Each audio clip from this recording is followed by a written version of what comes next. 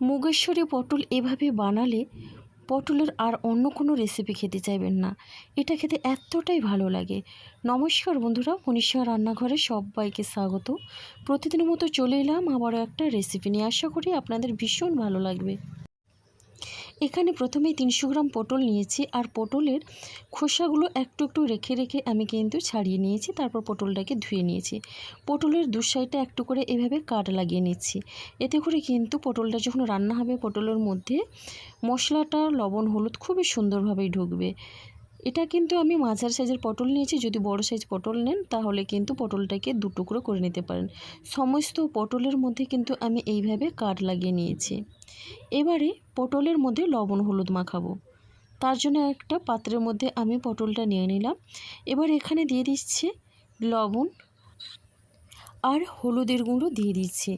বন্ধুরা, লবণ আর হলুদের গুঁড়ো দিয়ে যদি বেশ ভালোভাবে এটা মাখিয়ে নেওয়া হয়, খুব সুন্দরভাবে কিন্তু পটলের মধ্যে লবণ হলুদটা ঢুকবে, আর তখন পটলের এই রেসিপিটা একেবারে পারফেক্ট হবে। যে কোনো নিরামিষ দিনে পটলের এই রেসিপিটা একবার হলেও আপনারা ট্রাই করতে পারেন। দেখবেন এটা খেতে ভীষণই সুন্দর হয়। লবণ আর হলুদ দিয়ে কিন্তু বেশ ভালোভাবে আমি হাত দিয়ে মেখে নিচ্ছি, যাতে লবণ হলুদটা পটলের মধ্যে খুব সুন্দরভাবে সেট হয়ে যায়। এবার আমি এটা ঢাকনা দিয়ে 5 মিনিটের মতো সাইড করে রেখে দিলাম। এদিকে দেখুন গ্যাসে একটা কড়াই বসিয়ে দিয়েছি। এবার কড়াইটা গরম করে দিয়ে দিচ্ছি 2 মুঠোর মতো মুগের ডাল। আর মুগের ডালটাকে আমি এইভাবে শুকনো কড়ায় তেল না দিয়ে হালকা করে একটু ভেজে নেব। ডালটা ভেজে নিলে কিন্তু ভীষণই খেতে ভালো লাগে। আর ডালটা বেশি ভাজা যাবে না। যদি একটু বেশি লাল হয়ে যায় তাহলে ডালের মধ্যে একটা পোড়া ভাব চলে আসে, ডালের টেস্টটা কিন্তু নষ্ট হয়ে যায়। এইভাবে হালকা করে ভেজে নিতে হবে, সুন্দর একটা কালার ধরা পর্যন্ত। তাছাড়া ডাল থেকে একটা মিষ্টি গন্ধ যতক্ষণ না বেরোচ্ছে বা ভাজা ভাজা গন্ধ না আসছে ততক্ষণ কিন্তু এইভাবে ভেজে নিতে হবে। দেখুন ডালটা ভাজা হয়ে গেছে, সুন্দর একটা গন্ধ বেরিয়েছে। এখন আমি একটা পাত্রের মধ্যে নিয়ে নিচ্ছি। এবার আমি জল দিয়ে ডালটাকে বেশ ভালোভাবে ধুয়ে নেব। ডালটাকে আমি কিন্তু এখানে দুবার মতো জল পাল্টে পাল্টে ধুয়ে নেব। আর অবশ্যই ডালটাকে ধুয়ে রান্না করতে হবে, তা নাহলে কিন্তু ডালের মধ্যে অনেক পাউডার থাকে। দেখুন ডালটা কিন্তু আমি ধুয়ে নিয়েছি। এরপরে ডালটা ধুয়ে নেওয়ার পরে আমি এখানে পটলটা যে রেখেছিলাম, পটলটা আপনাদের দেখিয়ে দিচ্ছি। দেখুন 5 মিনিটের মধ্যে কিন্তু পটলের মধ্যে অনেকটা জল বেরিয়েছে, যেহেতু এখানে লবণ দিয়ে মাখানো ছিল। এখন আমি পটলগুলো ভেজে নেব। তো প্রথমেই দেখুন বন্ধুরা, ওই কড়াইয়ের মধ্যে দিয়ে দিচ্ছি তেল। তো কিছুটা পরিমাণে এখানে সর্ষের তেল দিলাম। পুরো রান্নাটাই আমি সর্ষের তেলই করব। অবশ্যই আপনারাও চেষ্টা করবেন পটলের এই রেসিপিটা রান্নার জন্যে যেন সর্ষের তেল দিয়ে রান্না করেন। তেলটা ভালোভাবে গরম করে নিয়ে এখন আমি সমস্ত পটলগুলো দিয়ে দিচ্ছি। একসঙ্গে কিন্তু সমস্ত পটল আমি ভেজে নেব। এবার বেশ ভালোভাবেই নাড়াচাড়া করে নিচ্ছি।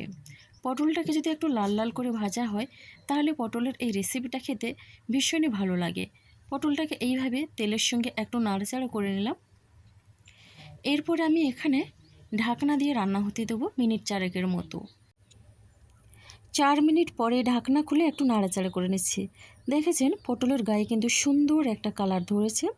তবে এক সাইড কিন্তু এইভাবে ভাজা হয়ে গেছে, অপর সাইডও এইভাবে লাল করে ভেজে নিতে হবে। পটলটা ভাজা হতে থাক, ততক্ষণ একটা মশলা করে নিচ্ছি। তো বাটির মধ্যে আমি 1/2 চামচ পরিমাণে হলুদের গুঁড়ো, 1/2 চামচ পরিমাণে ঝাল লঙ্কার গুঁড়ো, 1/2 চামচ পরিমাণে কাশ্মীরি লাল লঙ্কার গুঁড়ো, 1/2 চামচ পরিমাণে জিরে গুঁড়ো, 1/2 চামচ পরিমাণে ধনে গুঁড়ো দিয়ে অল্প পরিমাণে জল দিয়ে আমি এই গুঁড়ো মশলাটা মিশিয়ে নেব। গুঁড়ো মশলা যদি জল দিয়ে এইভাবে মিশিয়ে রান্না করা হয় তাহলে কিন্তু বাটা মশলার স্বাদ পাওয়া যায়। খুব সুন্দরভাবেই কিন্তু এখানে গুঁড়ো মশলাটাকে জলের সঙ্গে মিশিয়ে নিতে হবে। এবার দেখুন মশলাটা সাইড করে রেখে দিলাম। এখন আমি পটলটাকে আবারও নাড়াচাড়া করে নিচ্ছি। এইভাবে মিডিয়াম ফ্লেমে রেখে নাড়াচাড়া করে পটলটাকে লাল লাল করে ভেজে নিতে হবে। অবশ্যই চেষ্টা করবেন পটলটাকে একটু লাল করে ভেজে নেওয়ার জন্য। দেখুন পটল কিন্তু এখানে খুব সুন্দরভাবেই ভাজা হয়ে গেছে। এখন আমি পটলগুলো তুলে নিচ্ছি। সমস্ত পটল কিন্তু এখানে তুলে নিয়েছি।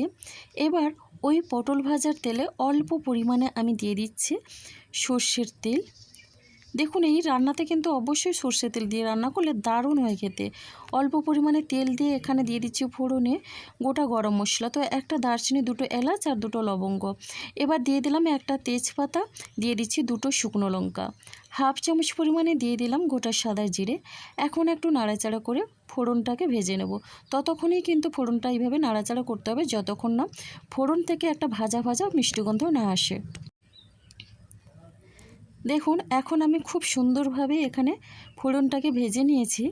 এরপর এখানে দিয়ে দিচ্ছি 1 ইঞ্চি পরিমাণে আদা। আদাটাকে আমি গ্রেট করে নিয়েছি, আপনারা চাইলে কিন্তু আদা থেতো করেও দিতে পারেন। এবার গ্রেট করা আদাটা ফোড়নের সঙ্গে একটু নাড়াচাড়া করে নিলাম। এবার দেখুন আদাটা একটু ভাজা ভাজা হয়ে গেছে। এবারে আমি দিয়ে দিচ্ছি এখানে অল্প পরিমাণে হিং। যে কোনো নিরামিষ রেসিপিতে একটু হিং দিলে কিন্তু দারুণ হয় খেতে। এবার দেখুন হিংটা দিয়ে একটু মিশিয়ে নিলাম। এবারে আমি ওই গুঁড়ো মশলাটা যে গুলে রেখেছিলাম, তো গুঁড়ো মশলাই দিয়ে দিলাম।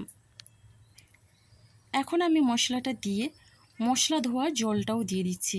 এরপরে বেশ ভালোভাবে নাড়াচাড়া করে মিশিয়ে নেব। বন্ধুরা পটলের অনেক রকমের রেসিপি খেয়েছেন, তবে এটা একবার হলেও ট্রাই করতে পারেন। দেখবেন একবার খাওয়ার পরে কিন্তু মুখের স্বাদ লেগে থাকবে। এরপরে এখানে আমি দিয়ে দিচ্ছি ডাল।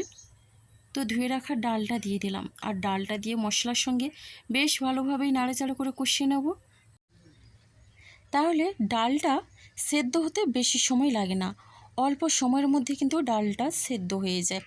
দেখুন এইভাবে কিছু সময় ধরে নেড়েচেড়ে নেওয়ার পরে ডালটা কিন্তু মশলার সঙ্গে খুবই সুন্দরভাবে কষানো হয়ে গেছে।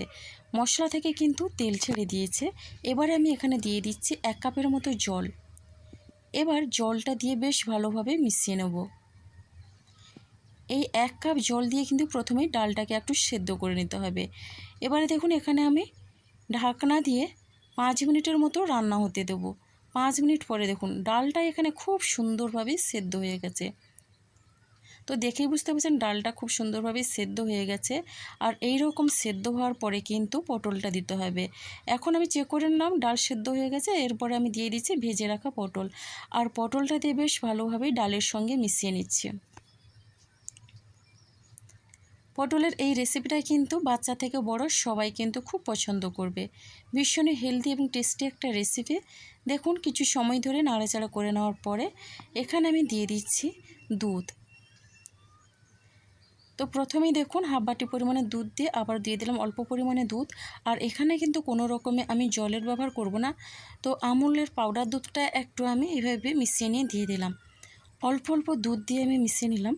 বন্ধুরা এইভাবে মিশিয়ে নেওয়ার পরে এটা আমি রান্না হতে দেব একেবারে লো ফ্লেমে রেখে 5 মিনিট। কেননা এই রান্নাটা হতে বেশি সময় লাগবে না, ডালটা খুব সুন্দরভাবে সেদ্ধ হয়ে গেছে। তো এবার আমি দিয়ে দিচ্ছি এখানে লবণ স্বাদ অনুসারে, আর হাফ চামচ পরিমাণে দিয়ে দিলাম চিনি। যে কোনো নিরামিষ রেসিপিতে একটু চিনি দিলে দারুণ হয় খেতে। এইভাবে লবণ আর চিনি দিয়ে মিশিয়ে নেওয়ার পরে ঢাকনা দিয়ে দিলাম 5 মিনিটের মতো। 5 মিনিট পরে ফিরে এলাম। একেবারে লো ফ্লেমে আমি রান্না হতে দিয়েছিলাম। এখানে কিন্তু খুব সুন্দরভাবেই আমার রান্নাটা হয়ে গেল। পটল কিন্তু খুব সুন্দরভাবে সেদ্ধ হয়ে গেছে, যেহেতু পটলটা আগের থেকে ভাজা ছিল। আর এখন দেখুন একটু নাড়াচাড়া করে মিশিয়ে নিলাম। এবারে আমি নামানোর আগে এখানে দিয়ে দিচ্ছি গরম মশলা গুঁড়ো অল্প পরিমাণে, আর দিয়ে দিচ্ছি খুবই অল্প পরিমাণে ঘি। ঘিটা চাইলে আপনারা বেশি পরিমাণেও দিতে পারেন। তো ঘিটা দিলে কিন্তু যে কোনো নিরামিষ রান্নার স্বাদটা কিন্তু দ্বিগুণ বেড়ে যায়। এবার ঘি গরম মশলা দিয়ে আমি একটু নাড়াচাড়া করে মিশিয়ে নিচ্ছি। দেখলেন তো খুব সহজেই রান্নাটা আমার হয়ে গেল। ঢাকনা দিয়ে 5 মিনিটের মতো স্ট্যান্ডিং টাইমের জন্য আমি রেখে দিয়েছিলাম। পরিবেশনের জন্য একেবারেই রেডি। তো বন্ধুরা আজকের রেসিপিটা আমার এই পর্যন্ত। রেসিপিটা ভালো লাগলে অবশ্যই লাইক, কমেন্ট, শেয়ার এবং সাবস্ক্রাইব করে আমার পাশে থাকবেন। আগামীকাল আসবো আবারও একটা নতুন রেসিপি নিয়ে। আপনারা সবাই সুস্থ থাকুন, ভালো থাকুন। অসংখ্য ধন্যবাদ আর অনেক অনেক ভালোবাসা রইল। আজকের মতো টাটা।